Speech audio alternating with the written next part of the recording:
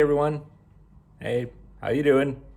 I'm doing all right, I suppose. Well, except I went to the beach the other day with some friends of mine, and the waves are a bit rough, so I couldn't really see into the water and stuff. And then I got stung by a jellyfish. So I don't know what species it was. I'm gonna post a picture of a jellyfish, but I don't actually know what type of jellyfish it was. So that was a bit annoying, but okay, well, yeah, things happen. Just on my arm a little there. Um, so the other exciting news was I went back to Saudi Arabia for a weekend.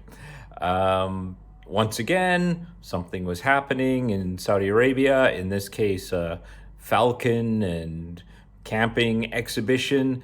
So my friends and I all went because my friend's cousin who lives there wanted us to come along. Which, okay, great. Good excuse, I guess, to go to Saudi Arabia for the weekend. And, on the way, we stopped by some of the abandoned buildings near the Qatar Saudi border where, because of the blockade, those businesses went bankrupt and, they just left. And there was just sort of these abandoned buildings and stuff everywhere. So, we stopped, took a look at that. Then we stayed overnight in a city called Ahessa. It's sort of partway between Qatar and Riyadh. And, pleasant enough city. A lot of Qataris used to go there for shopping because Saudi was so much cheaper than Doha. So they'd all make trips out there just to stock up on stuff. And, I don't know what else the city does. I mean, it's about a city of 300,000 people. Apparently, there's lots of date farms and stuff, but it's a nice enough town. But oh yeah, it's weird. We stopped by a pharmacy, and the guys were just asking for stuff, and prescriptions. Who needs those? The guy's just like, yeah, here, just buy whatever you want. Like, oh, okay, great. Thanks. We'll just buy random medications, I guess, and take them on home. But I guess if you want to fill a prescription, it's easy. You can just renew it anyway. So we got to Riyadh, and one of the exciting things I want to tell you about is we stayed one night at the Ritz-Carlton in Riyadh, which is better known maybe in the Western world as the Riyadh Ritz, because I think a few years ago, Saudi Arabia had this crackdown on corruption. And so they arrested a large number of very wealthy Saudis. Now, I'm assuming this was actually for political reasons, and it was potential enemies of, I don't know, MBS or whoever. And they took all these rich people and they put them in the Ritz-Carlton at Riyadh, and they closed the hotel off. And it basically became like a five-star prison. And, after numerous interrogations, and naturally there's been accusations of torture and who knows what else was going on there, most of these people signed over most of their wealth and tons of money to the government. And, I've joked that this hotel must be like the most expensive in the world because there are people who have stayed there and the bill wound up being billions of dollars. Okay, I shouldn't laugh because I don't exactly know what happened there, but we stayed there one night. And I even, remember kind of joking about, and who was imprisoned in my room kind of thing. And one of my friends going, do not make jokes like that at this hotel, man. Don't make jokes like that. We will get in trouble. It's like, okay, I won't say anything. It was a nice enough hotel, of course. It was a Ritz-Carlton. But yeah, it was just weird staying there given how infamous it became during this crackdown on corruption. But, okay, well, that's how it is. And then the other weird thing that happened was en route to this falconry exhibition. Now, it was taking place out in the desert north of the city. And you had, I think it was probably a good 40 kilometers out of the city. And then there was this big gate area where you had to turn, and I think you went another 3 or 4 kilometers to get to this venue. It was this huge exhibition center in the middle of the desert that apparently they built just for this thing.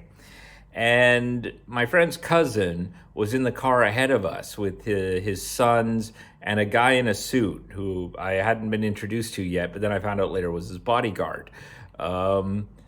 And my friend's cousin turned out to be, VIP, I guess, in Saudi Arabia. So, we went to the VIP line. Our car was escorted to the venue. You had valet parking. We had this big area up above where we could all relax. And guys that came by with Arabic coffee and dates and all this stuff. It was odd. Like, then when we went down to actually go into the exhibition, we were joined by 2 more security guards, a Saudi gentleman who is just kind of acting as, a guide and, helping to arrange things, and a lady who, it took me a while to realize she was actually part of the group. There was this lady with this big camera and she was taking photos of us. And then I realized actually she was like basically a photographer that had been assigned to follow us around. So we had a grand total of 3 security, this assistant, and this photographer for 7 of us. And, okay, well, I guess I was now officially part of an entourage for an important person. And yeah, that made it a bit surreal, just kind of, you'd go to some places and then even though it was a convention, you'd go into a back room where they had stuff on display, like this. That was kind of cool to see. Oh no, it wasn't loaded. I didn't get to like try it or anything, but it's just okay, cool picture to see. We got to see falcons, looked at camping equipment, had a good wander around, and then went back up to the VIP area where my friend's cousin then received gifts.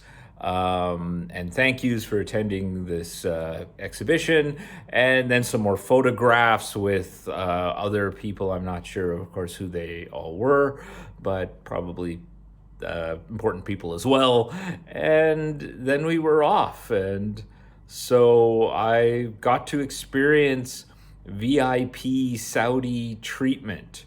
Didn't even realize that was what was going to happen. So it was a bit surreal. It was very interesting to have experienced that. And then after the exhibition, the guy was like, okay, well, let's go for dinner. I know this one place. And I'm just thinking, oh, okay, this is going to be some like crazy expensive place. He led us to this shawarma place, just, in a little strip mall somewhere, which had like all of about 3 tables and a huge area with tons of people working, making shawarmas and all the fixings. And this place was busy. So many people going in for takeaway shawarma and stuff like that. And this is where this guy led us, because he said it's one of the best shawarma in town, which it was. It was really actually quite good. But it was nice that, this gentleman just didn't take us to some super fancy place or try to impress us with wealth or whatever. It was like, no, we just went to a shawarma stand type restaurant because it was good. So that was really nice. And then we stopped by his place a bit later just to, relax and, had some snacks and things. All in all, a very pleasant time. And then we headed out the next morning.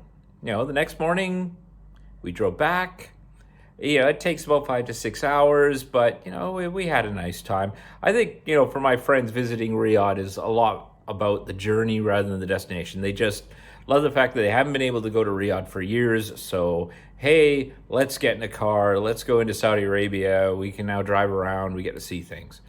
And once again, never had any issues because they were Qataris. The people were perfectly fine with them being Qataris. Their cars had Qatari plates. No one cared. And so, all in all, we had a good time. So, I don't know, I guess probably in the next while, might have another opportunity to visit Saudi Arabia. Guys, I've been talking about maybe early in the new year going on a bigger trip and maybe heading up into the mountains or whatever. And, all right, well, that sounds kind of exciting. Maybe we could do that then. That's all I had to say. Hope everything's going well with you, and see you again soon. Bye for now.